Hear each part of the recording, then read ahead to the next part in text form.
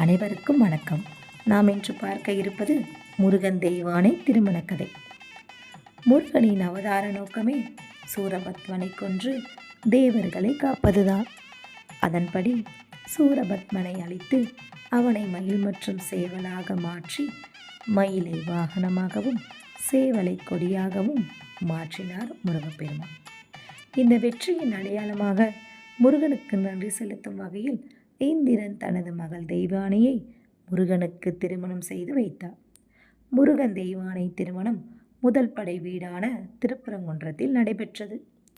சிவன் பார்வதி முன்னிலையில் அனைத்து தெய்வங்களும் கூடி நிற்க இந்திரன் தாரை வார்த்து கொடுக்க முருகன் தெய்வானை திருமணம் இனிதே நடந்தது. தெய்வானை தெய்வப்பெண்ணாக இருந்தவள் தெய்வப்பெண்ணாக மாறினாள். முருகன் கல்யாணம் வைபோகமே, தெய்வானை கல்யாணம் வைபோகமே.